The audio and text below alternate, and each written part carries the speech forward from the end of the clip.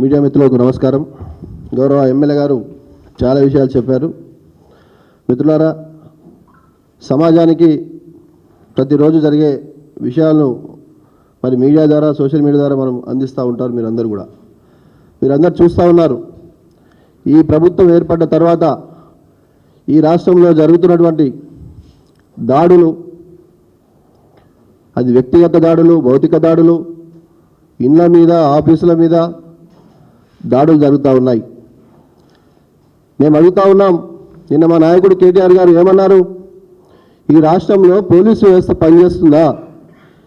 ఈ రకంగా జరుగుతూ ఉంటే, ఈ రకంగా మా కార్పొరేటర్లపై దాడి చేసి వారిపైనే కేసులు పెట్టి వారి మీదనే ఉల్టా కేసులు బనాయిస్తూ ఉన్నారు. పోలీసు వ్యవస్థ ఉందా అని అడిగారు. ఈరోజు గాంధీ భవన్లో కొంతమంది గాడ్సేలు ఏం మాట్లాడుతూ ఉన్నారు?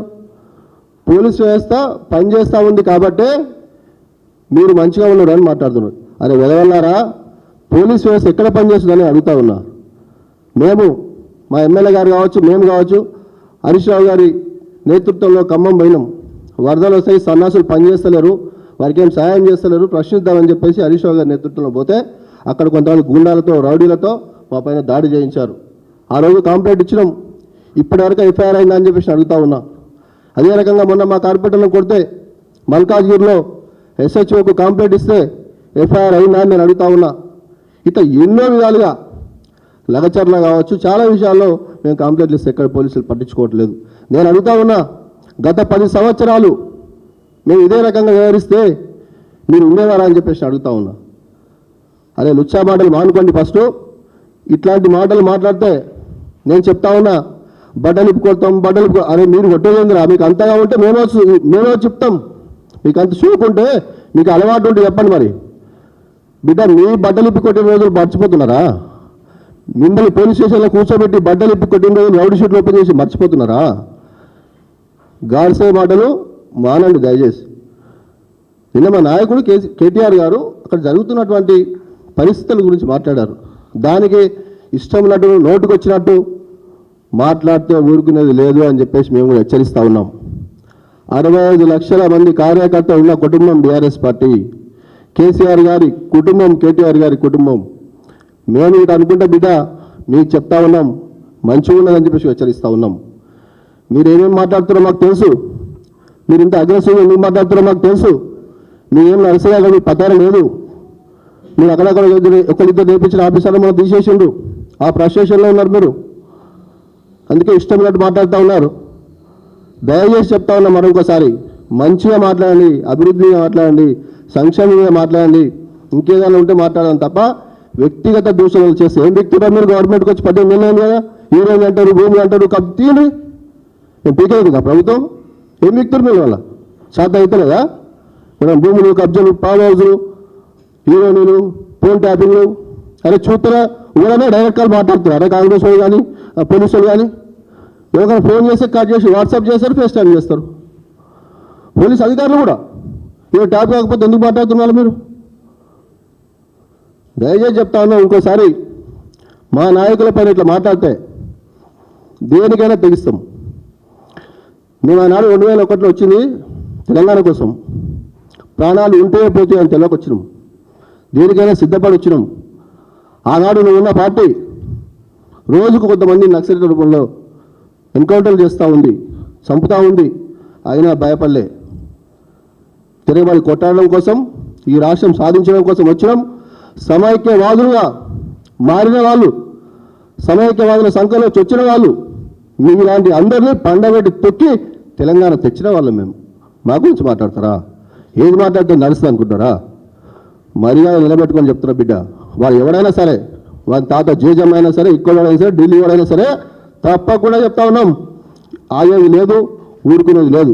మీరు ఒకటి కొడితే 100 కొడతాం. ఎస్, దేనికైనా సిద్ధంగా ఉన్నాం. అధికారంలో ఉన్నాం. ఏమైనా ఇక మళ్ళీ కూడా రారు అధికారంలో. మీరే ఉంటారా జీవితకాలం? రాసి పెట్టుకోరా? ఉందా రాజ్యాంగం ఎక్కడన్నా? 18 నెలలు అయిపోయింది. ఇంకా 3 ఏళ్ళు ఏడైతే మళ్ళీ ఎలక్షన్ స్టార్ట్ అవుతాయి. ఏం చేసి చేయలేదు. పబ్లిక్ ఏం చేస్తారు, ప్రజలకు ఏం చేస్తారు, రాష్ట్రానికి ఏం చేస్తారు చేయండి ఫస్ట్. నేను కాంగ్రెస్ పార్టీలో మాట్లాడుతున్న అందరి గురించి మాట్లాడుతూ ఉన్నా. సంక్షేమం గురించి మాట్లాడండి, అభివృద్ధి గురించి మాట్లాడండి. ఏం పద్ధతి ఇది? ఏం భాష ఇది? నీ వయసుకు 5-6 సంవత్సరాలు చిన్న కొడుక అంటావా? నేను 10 సంవత్సరాలు పోషించింది కదా, ఒక పూట అన్నం పెడితే యాడ్ చేసుకుంటాం కదా. 10 సంవత్సరాలు అధికార పార్టీలో ఉండి పదవులు అనుభవించి జీవితకాలం సర్పంచ్ కాలం కూడా ఉన్నారు. మీకు ఎంపీ ఇచ్చి, ఎమ్మెల్సీ ఇచ్చి, ఎమ్మెల్యే చేసి, జిల్లా పార్టీ అధ్యక్షుని చేసి హైదరాబాద్ నేను కడుపులో పెట్టుకొని చూసుకున్న పార్టీ నీ నోటు ఎట్లా వస్తుందన్న నాకు అర్థమైతలేదు. హనుమంతరావు గారు మీకు ఎలా నోరు వస్తుంది? అట్లా మాట్లాడొచ్చాను.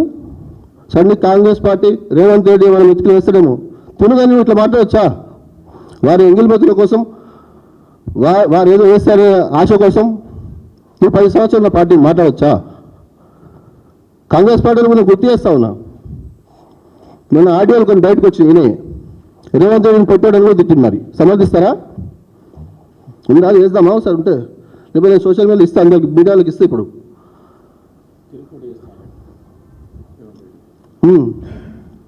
హైదరాబాద్ తిరగకుండా చేస్తారు రేవంత్ రెడ్డి, తెలంగాణ తిరగకుండా చేస్తా, ఆ పొట్టేల సంగతి చూస్తా అన్నాడు. సమర్థించవచ్చా మనం? మీరు ఒకసారి అర్థం చేసుకొని మిత్రులారా, నేను మీడియా తర్వాత అక్కడ చూసిన వాళ్ళందరినీ చూస్తూ ఉన్నా. ఆయనకు పక్కకున్న వాళ్ళు కూడా ముఖం ఇట్లా పెట్టుకుంటూ ఉన్నారు, బాధపడుతూ ఉన్నారు. ఏం భాష ఇది? 10 సంవత్సరాలు ఇంతగా పోషించిన పార్టీ ఇట్లా మాట్లాడుతూ ఉన్నారు, రేపు మమ్మల్ని కూడా ఇదే అంటారు కదా అని వాళ్ళు కూడా బాధపడుతూ ఉన్నారు. నీకేం అవసరం అండి? నేను అడుగుతా ఉన్నా. ఆంధ్రజ్యోతి పేపర్ ఉంటే ఉన్నది, ఆయన రాధాకృష్ణ గారు ఉన్నారు, ఆయన నడుపుకుంటున్నాడు, ఆయన పని చేసుకుంటున్నాడు. ఏం అడిగారు కేటీఆర్ గారు? ఈనాడు టీవీ ఉంది, తెలంగాణ ఆంధ్రప్రదేశ్ అని పెట్టుకుంది. సాక్షి తెలంగాణ ఆంధ్రప్రదేశ్ పెట్టుకుంది. సిపిఐ పార్టీ ఒక పేరుంటే నవ తెలంగాణ అని విషయాలందరూ ఉంటే నవ తెలంగాణ పేరు మార్చుకున్నారు. ఇట్లా చాలామంది తెలంగాణ వచ్చినాక మార్చుకున్నారు. ఎందుకోసం తెచ్చుకున్నాం తెలంగాణ? నువ్వు ఎవరు నాయన అంటే నేను తెలంగాణ ఎమ్మెల్యేను, తెలంగాణ ఎమ్మెల్సీని, తెలంగాణ వాదిని, తెలంగాణ బిడ్డను అంటాం. నేను సమైక్య రాష్ట్ర ఆంధ్రప్రదేశ్ తెలంగాణ బిడ్డను అంటామా? తెలుగు వాళ్ళం అంతా ఒకటి ఉంటాం కావచ్చు కాక. ఇది దయచేసి నేను మళ్ళీ చెప్తా ఉన్నా, మేము దేనికి భయపడడం వాళ్ళం కాదు. మీరు ఊరికే అంటూ ఉంటారు, నాకు అర్థమైతే లేదు. నేను దేనికి భయపడా? ఎవరు భయపడతారు భయ్? ఎవరు ఎందుకు భయపడతాడు? మేము ఎవరికి భయపడకుండానే ఆ రోజు నీ గురువు గారికి భయపడకుండా పార్టీలకు వచ్చినాం, తెలంగాణ తెచ్చుకున్న వాళ్ళం కదా. రాధాకృష్ణ గారు హెడ్లైన్ రాస్తారేమని చెప్పేసి వారి పేరు తీసుకుంటారు, ఓకే. వంశీ గారి పేరు తీసుకుంటారు, మహాటీవీ వంశీ. మరి మహాటీవీ వంశీ పెట్టింది నువ్వు కరెక్ట్ అంటావా? హనుమంతరావు గారు చెప్పండి. రేపు నీ మీద పెడతారు, కరెక్ట్ అంటావా? నిన్న ఒక మాట అంటేనే అసలు సహించవు కదా. నీ పేరు కూడా తీసుకోండి. నిన్న మా నాయకుడు ఓ అని ఆకాశం అంత ఎగురుతున్నావు. నీ నైజం మాకు తెలుసు కదా, 10 సంవత్సరాలు నేను చూసినాం కదా. ఎవరైనా నీ గురించి ఏమైనా మాట్లాడాలని చెప్పగానే ఏమైనా అంత చూస్తావా, సంగతి చూస్తావా, వాణ్యం ఉన్నాయి, వాని భూములు ఉన్నాయి, వాని సంగతి ఏంది, వాడు ఏం చేస్తాడు మాట్లాడుతావు. అట్లుండకూడదు. రాజకీయాల్లో హుందాతనంగా ఉండాలి, గౌరవంగా ఉండాలి. ఈరోజు మైనంపల్లి మల్కాజ్గిరి నీ పరువు తీసుకున్నావు కదా. మల్కాజ్గిరి ప్రజలు చీచి అని అంటా ఉన్నారు ఈరోజు మీరు చేసిన వ్యవహారానికి. నాయకులు ఉంటారు, కార్యకర్తలు ఉంటారు, ఫ్రీగా వస్తారు, ప్రేమతో వస్తారు అన్నావు కదా. నువ్వు బీఫామ్ ఇచ్చి గెలిపించుకున్న కార్పొరేటర్ నీతో రాలేదు కదా మరి మల్కాజ్గిరిలో. మళ్ళీ నేను చెప్తా ఉన్నా, మీరు మంచిగా మాట్లాడండి, మంచిగా సమాధానం చెప్తాం. మీరు అభివృద్ధి మీద, సంక్షేమం మీద ఈ 18 నెలలు నువ్వు మల్కాజ్గిరికి ఏం తెచ్చినావు, మెదక్కి ఏం తీసుకొచ్చి చెప్పండి. ఆ రోహిత్ కూడా మీ కొడుకు అంటాడు అనొచ్చా? నువ్వు చెప్పాలి కదా, బుద్ధి చెప్పాలి కదా. అరే అంత పెద్ద నాయకుని కేసీఆర్ గారిని వాడు వీడని మాట్లాడవచ్చా? ఎక్కడ పోతున్నాం మనం ఇప్పుడు? మేము అనలేమా నిన్ను? అరే హనుమంతరావు అనలేమా? గౌరవం ఉంది మాకు. మాకు మా పార్టీ ఒక ఇది నేర్పించింది. మనం పెద్దవాళ్ళకు మర్యాద ఇవ్వాలి కదా. మీ కొడుకు కేసీఆర్ గారిని ఆ మాట అనొచ్చా? ఎవరండి రోహిత్ ఎమ్మెల్యే అయితే మెదక్ ఎమ్మెల్యే ఉన్నాడు, బానట్ మీద కూర్చొని సిఐని పిలిచి రౌడీ షీట్ ఓపెన్ చేయి, పీడీ యాక్ట్ పెట్టు, లోపటయి పోలీస్ బాస్ ఆయన. నేను సిపిలను అడుగుతా ఉన్నా, మరి హైదరాబాద్ సిపి వస్తారో, అక్కడ సైబరాబాద్ సిపి వస్తారో, డీజీపీ గారు కూడా మేము ఒక శాసనమైన సభ్యుడిగా ఉద్యమకారిగా నేను ప్రశ్నిస్తూ ఉన్నా. ఆ భాష వాడొచ్చా? మరి మా ఎమ్మెల్యేలు కూడా ఉన్నారు, వాళ్ళు కూడా రిప్రజెంట్ వాడొచ్చా? ఆ భాష మేము వాడొచ్చా? మేము అట్లా వ్యవహరించవచ్చా? ఏం పద్ధతి ఇది? మెదక్లో కూడా పరిస్థితి బాగలేదు మీకు అక్కడ. ఆ ఫ్రస్ట్రేషన్ కూడా ఎక్కువ అవుతున్నట్టుంది. ఒకసారి గెలిస్తే మళ్ళీ ఇంకోసారి గెలిపేయాలి ప్రజలు అన్నట్టు ఉండాలి, ఉందాగా ఉండాలి. మీరు నేను వాడిని ఓడగొట్టినా వీడిని ఓడగొట్టినా వాడిని గెలిపించా మీరే 50,000తో ఓడిపోతుంది. అక్కడ సాగు తప్పి కన్వర్ట్ అయినట్టు చిన్నగా గెలుస్తుంది. మీ గెలుపు కారణమైన వాళ్ళు కూడా మొన్న మా పార్టీకి వచ్చేసినారు. తప్పు చేసాం, పొరపాటు అయిందని వాళ్ళే మళ్ళీ వచ్చిండ్రు. నేను కాంగ్రెస్ పార్టీ నాయకులకు చెప్తా ఉన్నా, మీరు ఇటుకతో కొడుతూ మేము రైతుతో కొడుతాం. ఇదైతే పక్క. మీరు ఏ భాష మాట్లాడితే తప్పకుండా అదే భాషలో సమాధానం చెప్తాం. మీరు అనుకుంటుండొచ్చు మాకు పోలీసు బలం ఉంది, మీకు మందబలం అయితే లేదు నాకు తెలిసి. ఎందుకంటే చాలా మందితో పొద్దున్న లేసి మాట్లాడుతుంటాం కాబట్టి కాంగ్రెస్ పార్టీ కార్యకర్తల నాయకులు కూడా చాలా బాధలో ఉన్నారు. 3వ స్థానం కింది స్థాయి కార్యకర్తలు అయితే పార్టీ కోసం పనిచేస్తాం, కార్యకర్తల కోసం పనిచేస్తాం అని చెప్పేవాళ్ళు ఏ కార్యకర్తకి ఏం చేస్తారో వాళ్ళు మాకు తెలుసు, చూస్తూ ఉన్నాం గ్రౌండ్లో. వాళ్ళు కూడా మీకు సపోర్ట్గా లేరు. ఫస్ట్ సెకండ్ వరకు మాత్రం సంపాదించుకుంటోళ్ళు, సెటిల్మెంట్ చేసుకుంటోళ్ళు, కబ్జాలు పెట్టేటోళ్ళు మాత్రం ఉన్నారు. ఇట్లాంటి ఉడత ఊపులకు భయపెట్టడం కాదు. మరొకసారి చెప్తా ఉన్నా, మా నాయకత్వం పైకి కేటీఆర్ను ఇంటి మీద అటాక్ చేస్తా, హరీష్ రావు గారి ఇంటి మీద అటాక్ చేస్తా, ఎక్కువ చుట్టం చేతులు కట్టుకొని పండబెట్టి తొక్కుతాం. వాళ్ళ ఆటంకాలు వస్తాయి. మాకు చేతగా అనుకుంటారా? మేము చేయలేమనుకుంటారా? సమైక్య రాష్ట్రంలోనే మంచి మంచిగా ఎదుర్కొన్నాం అయ్యా. మీరంతా వస్తుండొచ్చు మేము ఇళ్ళకాడ లేనప్పుడు. ఎప్పుడన్నా దమ్ముంటే చెప్పి రండి. ఏడికి వస్తారు? పలానా రోజు హరీష్ రావు గారి ఇంటికి వస్తా, పలానా రోజు కేటీఆర్ గారి ఇంటికి వస్తా, చెప్పండి. మహా టీవీని వలగొడితే తెలంగాణ భవన్ అటాక్ చేస్తా. అది నీకేం సంబంధం భయ్? ఆయన వంశాలంటే ఆయన మా నాయకుడి పైన తప్పుగా పెట్టాడు. లక్షలాది మంది కార్యకర్తలు ఉంటారు. ఆవేశం వచ్చింది, పోయినరు, వాళ్ళు నిరసన తెలుపుతా పోయింది, అక్కడ ఇష్యూ అయింది. సరే పోలీసులు మా మీద మాత్రం కేసులు పెడతారు. బట్టి విక్రమార్క గారు అక్కడికి వెళ్ళారు, వారిని పరామర్శించారు. ఈ రాష్ట్రంలో ఎవరైనా ఏదైనా అయితే చనిపోతే ఇంకోటి అయితే వాళ్ళు అక్కడికి వెళ్ళరు. వరదలు వస్తున్నాయి అంటే ఒక్క లేడు హైదరాబాద్. ఇవాళ వైరల్ అయితే ఉన్నాయి. మా నాయకుడు కేటీఆర్ గారు గతంలో వరదలు వచ్చినప్పుడు ఏ రకంగా హైదరాబాద్లో తిరిగేదో. అక్కడ ఒక ఫ్లైఓవర్ మొన్న ఓపెన్ చేశారు, మేము కట్టింది.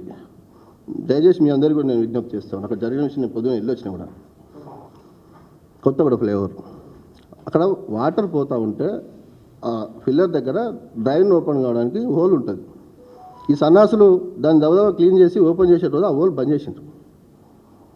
ఆ హోల్ బంద్ కావడంతో నీళ్ళు కిందికి పోతేలో ఇక జామ్ అయింది. మీరే మిక్తారా జామ్ అయితే ఓపెన్ చెప్పండి. మరి వినాలి అనుకుంటారా?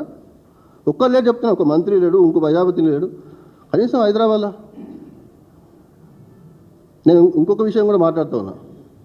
హైదరాబాద్ మీరు తెచ్చిరని మమ్మల్ని అంటున్నారు. అరే ఆ మాత్రం పరిజ్ఞానం లేకపోతే ఎట్లా కాంగ్రెస్ వాళ్ళకు? మీరే కదా అసెంబ్లీ పెట్టింది, మీరే కదా మన క్యాబినెట్లో పెట్టి తీసుకొచ్చింది. ఏం మాట్లాడుతున్నారు? డబల్ బెడ్రూమ్ కట్టలేదు అంటారు. జర రింగ్ రోడ్ అయితే తెలుస్తాయి. నేను డబల్ బెడ్రూమ్ నేను దుందియాలు కానీ, ఇటు కొల్లూరు కానీ, బాదులపల్లి కానీ, గజోదాపురం కానీ, ఇబ్రాహిం చాలా హైదరాబాద్ రంగారెడ్డి జిల్లాలో ఇట్లా ఎన్నో కార్యక్రమాలు చేసిన పార్టీ మాది. తెలంగాణ తెచ్చిన పార్టీ, తెలంగాణ కోసం కొట్లాడిన పార్టీ. మమ్మల్ని మా నాయకులు పట్టుకుని ఈ రకంగా మాట్లాడితే ఇది మంచి పద్ధతి కాదు. దయచేసి ప్రతి ఒక్కరికి ఓపిక ఉంటుంది. ఇంకా పిల్లిని కూడా లోపటేసి కొడతా అంటే అది కూడా పులిగా మారే అవకాశం ఉంటుంది. మీరు అధికారంలో ఉన్నాం కదా, అహంభావంతో చేస్తాం, వాడిని అటాక్ చేస్తాం, వీని అటాక్ చేస్తాం అంటే మాత్రం ఊరుకునేది లేదు. ఒకటికి 10 కొడతాం మేము కూడా.